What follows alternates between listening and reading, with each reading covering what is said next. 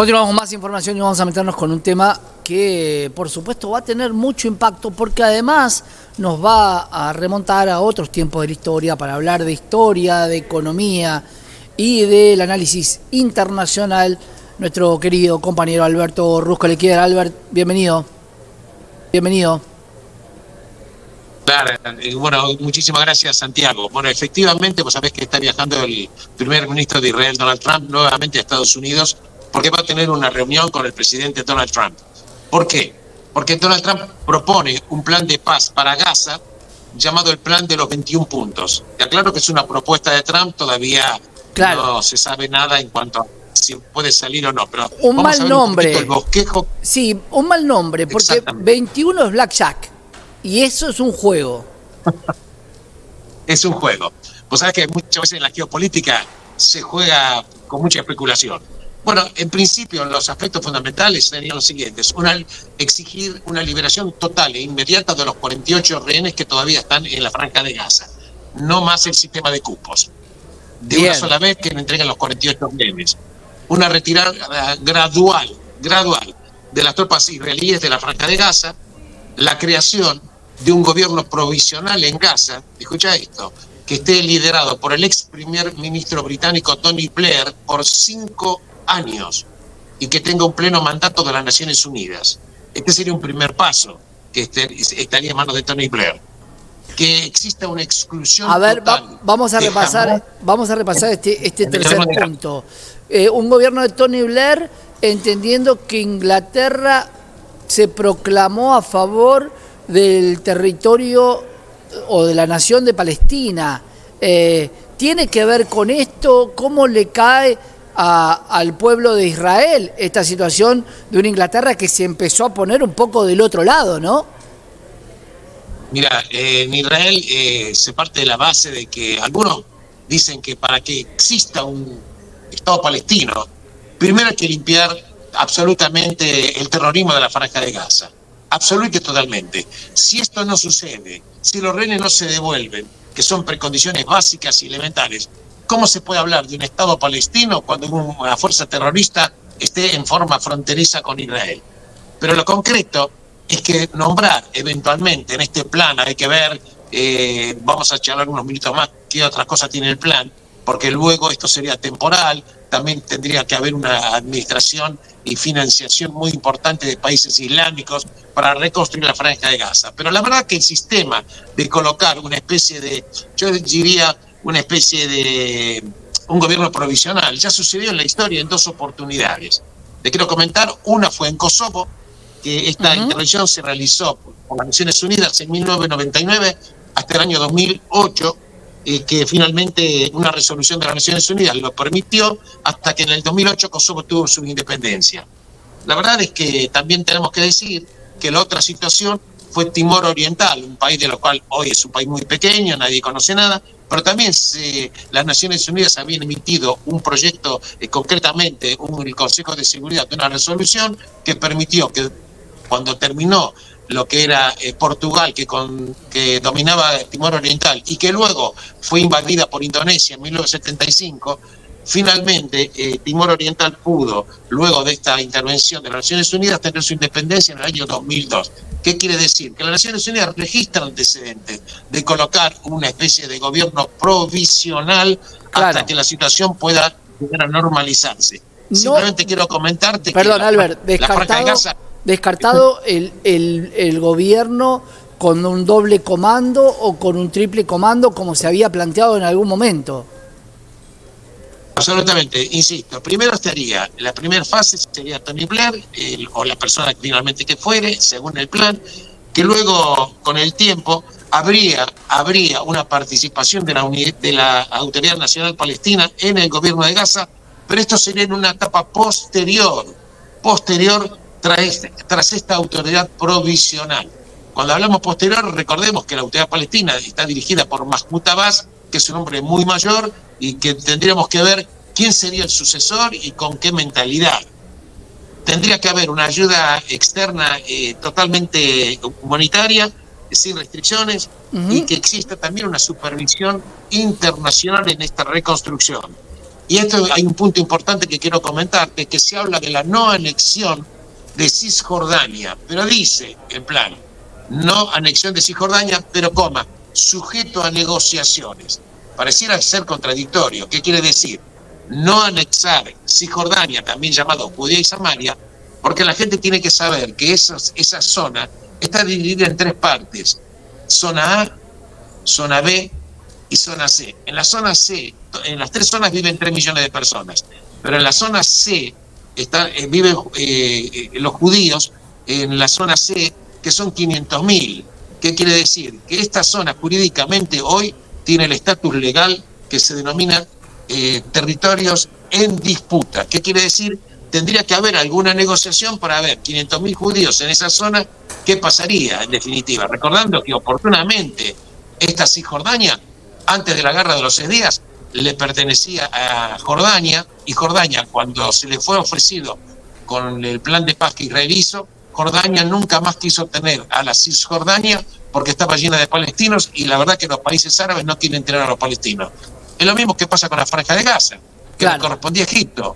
La perdió en la guerra de los 6 días, cuando hacen el acuerdo de paz con Egipto. Recordemos, Anwar al-Sadat, que fue asesinado por haber hecho el acuerdo de paz. Cuando Israel quiere devolver la Franja de Gaza, Egipto no la quiere de vuelta, ni en aquel momento ni actualmente. Y también tiene que haber, según el plan, garantías específicas para que no exista desplazamiento forzado de la población gazatí. Y un aspecto importante, garantizar la seguridad para Israel. Por supuesto, el plan contempla la reconstrucción de toda la infraestructura de Gaza, y se dice que hay que promover la cooperación entre Israel y los países vecinos. La verdad es que el objetivo final sería terminar la guerra, llevar la paz y garantizar, como dice el proyecto, una Gaza estable, próspera, etc. Estos son los lineamientos. O sea, el problema político que se presenta, ¿sabes cuál es, Santiago, para Bibi Netanyahu? Porque supongamos simplemente que Netanyahu aceptase este plan que incluye no anexar la Cisjordania.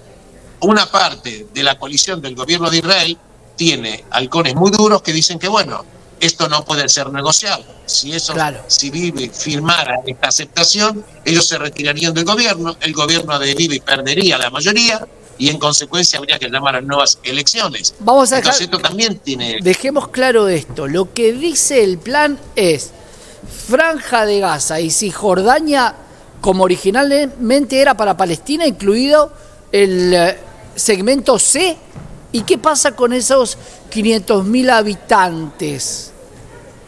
Bueno, esta es la pregunta, porque suponte lo siguiente, porque la verdad que hoy Cisjordania está en un estatus, insisto, territorios en disputa, así lo califica el derecho internacional, porque habría que resolver el tema de la zona C respecto de los judíos que están viviendo, que son 500.000, recordando de que cuando Israel se retira en el 2005, desmanteló a los judíos que estaban viviendo en la Franja de Gaza, y finalmente la gente muy dura dice, mirá lo que pasó, nos retiramos de la Franja de Gaza y mirá lo que se convirtió en la Franja de Gaza, en un estado enemigo. Ahora, cuando hablamos de lo que es Palestina, tenemos que saber que Palestina incluye Franja de Gaza y Cisjordania. Lo que pasa es que cuando estaba la Autoridad Nacional Palestina en la Franja de Gaza, fue echada a tiros por el movimiento terrorista Hamas. Por eso, Mahmoud Abbas, la Autoridad Palestina, controla únicamente la Cisjordania y perdió el control de la Franja de Gaza ya en el año 2006. Ahí te pregunto, Álvaro, algo muy concreto. El expansionismo de los países hoy, en esta era, está cuestionado. Todo territorio anexado es una conquista y que está cuestionado por muchos. De hecho, lo que pasó en Crimea está cuestionado por el mundo, y lo que pasó en Lugansk y Donetsk está cuestionado por el mundo. Digo, ¿por qué no se cuestionó cuando la ONU había dado un segmento a Israel? ¿Por qué Cisjordania tiene tanta cantidad de colonos? Porque si lo escuchás del otro lado, Palestina te dice, o los palestinos te dicen, han avanzado sobre un territorio que no era de ellos. ¿Cuál es la discusión? Por supuesto, tenemos mucho tiempo para discutirlo a fondo, pero ¿cuál sería la respuesta concreta a esa cuestión soberanía. Bien, veamos. Lo que es esa zona llamada Cisjordania le perteneció históricamente a Jordania. Nunca existió históricamente el Estado, los palestinos. Los palestinos no son una etnia, son árabes que quedaron en una zona determinada. Era Jordania. Jordania no lo quiso de vuelta. No lo quiso. Entonces Israel se quedó, por decirlo de una manera, con ese territorio que legalmente no le pertenece a Israel, porque Israel no tiene ni siquiera lo anexó, ni siquiera como intención jurídica. Por eso insisto, se denominan territorios internacionales en disputa. Habría que resolver con una autoridad palestina, que no se sabe cuál es hoy en día, claro, que pueda tener que pueda tener un objetivo, llegar a un entendimiento para lograr una situación determinada con Israel. Recordando que la Autoridad Nacional Palestina no está en guerra con lo que es Cisjordania, con Israel. Es cierto que hay terroristas en Cisjordania, no hay duda, pero en una situación diferente es que tiene Cisjordania con la Franja de Gaza. Los palestinos dicen, señores, esta tierra es nuestra, era en realidad de Jordania. Israel, la verdad, tiene que negociar, porque cualquier estado, el palestino, cuando en algún momento surja, tiene que tener una negociación. Suponer de que hay un estado que crezca sin negociación ninguna, no puede tener ningún futuro. Absolutamente esto es así. Para los palestinos dicen que la tierra le fue usurpada. La verdad era de Jordania, Israel se la quiso devolver, Jordania no la quiere. Israel tiene ahora 500.000 habitantes en Cisjordania, de los 3 millones, que también hay que tratar de encontrar una solución y ver qué pasaría. Quizás hay que recordar que en su momento, los palestinos tuvieron 5 oportunidades para tener su Estado. Comento los últimos 2, uno con Barak y Ehud Olmert, que le habían llegado a ofrecer. Esto había ofrecido incluso a Israel a que Jerusalén tenga una soberanía compartida. Y los palestinos rechazaron la oferta.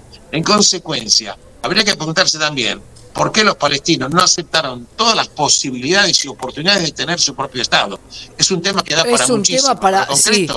Lo seguimos, ¿querés que lo sigamos la próxima? Porque es muy, pero muy interesante, y te dejo para el lunes que viene esta pregunta: ¿existirá un fallo salomónico en esto o no hay posibilidad alguna? Nos vemos la próxima, Albert. Me parece perfecto, y el lunes que viene nos encontramos para discutir este tema que es fascinante. Un abrazo enorme y buena semana, Santiago. Gran abrazo.